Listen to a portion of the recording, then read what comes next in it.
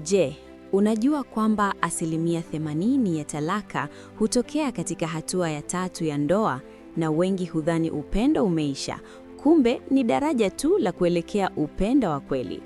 Leo nitakufunulia hatua 6 ambazo kila mwanandoa lazima apitie, na kwa nini usipofika hatua ya 6 hujajua maana halisi ya ndoa. Karibu kwenye chaneli yetu. Kama unataka kujenga mahusiano imara, bonyeza alama ya subscribe na kengele ili uwe wa kwanza kupata madini haya. Twende kazi. Hatua ya kwanza, the honeymoon stage, mahaba moto moto. Hii ndiyo hatua ambayo kila mmoja wetu anaifahamu. Kisaikolojia tunaita limerence. Katika kipindi hiki, mwili wako unajawa na homoni za dopamine na oxytocin. Katika hatua hii, mwenza wako anaonekana kuwa mkamilifu. Hata mapungufu yake unayaona ni sifa. Kama anachelewa, unajisemea ana kazi nyingi. Hapa hufikirii kuhusu bili za umeme au nani atafua nguo. Akili yako imejikita kwenye hisia tu. Ni hatua inayodumu kati ya miezi 6 hadi miaka 2. Hatua hii si ya kweli, ni kemikali tu za mwili. Usifanye maamuzi makubwa ya kudumu kama kuuza kiwanja chako binafsi ukiwa kwenye hai ya hatua hii bila kufikiria kesho. Hatua ya pili, the reality stage, ukweli na uhalisia. Hapa ndipo lile pazia la mahaba linapoanza kupasuka. Ile dopamine inaanza kupungua na akili inarudi kwenye uhalisia au analytical mind. Unaanza kuona vitu ambavyo hukuwa unaviona. Unagundua mwenzako anakoroma, ana matumizi mabaya ya pesa, au ana tabia zinazokuudhi.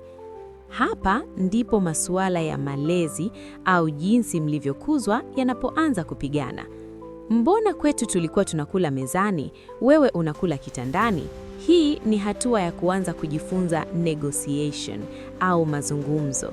Ni lazima mkubali kuwa ninyi ni watu wawili tofauti mnaojaribu kuunda mfumo mmoja. Hatua ya 3, the disappointment stage, kikatishwa tamaa au mvutano. Hapa ndipo ndoa nyingi hufa. Hii ni hatua ya hatari zaidi. Kila mmoja anaanza kuhisi labda nilikosea kuchagua. Kila mmoja anajaribu kumbadilisha mwenzake awe anavyotaka yeye. Badala ya kupendana, mnaanza kushindana nani yuko sahihi. Unaanza kuona kama umeonewa. Unaona ndoa za watu wengine kwenye Instagram au TikTok na kudhani wao wana furaha kuliko wewe. Siri ya kuvuka hatua hii siyo kumbadilisha mwenzako, bali ni kujibadilisha wewe na jinsi unavyomchukulia mwenzako. Wanandoa wanaovuka hapa ni wale wanaoacha kutumia neno mimi na kuanza kutumia sisi. Hatua ya 4, the adjustment stage, maridhiano na marekebisho. Kama mmeweza kuvuka dhoruba ya hatua ya 3, mnaingia kwenye hatua ya utulivu. Hapa mnakubali kuwa hamuwezi kubadilishana, hivyo mnaanza kuishi na mapungufu ya kila mmoja. Hapa hakuna tena makelele ya kwa nini hufanyi hivi. Badala yake kuna najua hupendi hivi, basi nitafanya vile ili nikuheshimu. Mnajifunza mbinu za kutatua migogoro, conflict resolution. Mnaanza kuona ndoa kama mradi wa muda mrefu badala ya hisia za muda mfupi. Katika hatua hii, misingi ya ndoa inakuwa imara. Unaanza kumpenda mwenzako kwa sababu ya uamuzi au choice na sio hisia au feelings. Hatua ya 5, the companionship stage, urafiki na ushirikiano. Hapa ndoa inakuwa ni team. Hamuoni tena uhitaji wa kushindana. Mnakuwa marafiki bora, best friends. Hapa ndipo mafanikio mengi ya kiuchumi yanapotokea, kwa sababu akili zenu zote zimetulia. Mnajenga nyumba, mnasomesha watoto na mnakuwa na lugha moja. Kuna hisia kubwa ya usalama, security. Unajua mwenzako yupo kwa ajili yako hata iweje. Hapa mapenzi sio tena ya vipepeo tumboni, bali ni kutulizana rohoni. Usipokuwa mwangalifu, hatua hii inaweza kuleta uvivu wa kimapenzi, taking each other for granted.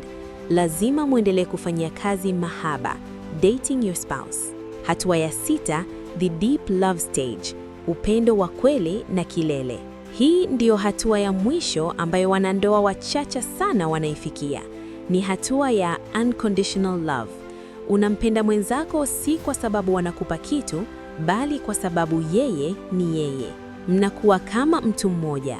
Wanandoa katika hatua hii wanakuwa mfano kwa jamii, watoto na wajukuu. Hapa ndipo mnaanza kufurahia matunda ya uvumilivu wenu ya miaka 20, 30 au 40. Hapa hakuna siri, hakuna hofu na kuna kutosheka. Contentment. Hapa ndipo mnajua maana ya mpaka kifo kitutenganishe. Ndoa sio tukio la siku moja, ni safari ya hatua hizi 6. Je, wewe na mwenzako mko hatua ya ngapi kwa sasa? Andika kwenye maoni hapo chini, na kama unahitaji ushauri wa jinsi ya kuvuka hatua uliopo, niko hapa kwa ajili yako. Kama video hii imekufungua macho, usisahau kulike na kuishare kwa wanandoa wengine au rafiki yako anayefikiria kuingia kwenye ndoa. Kumbuka, upendo wa kweli hautafutwi, bali hujengwa kupitia hatua hizi. Mpaka wakati mwingine, asante kwa kutazama. Peace.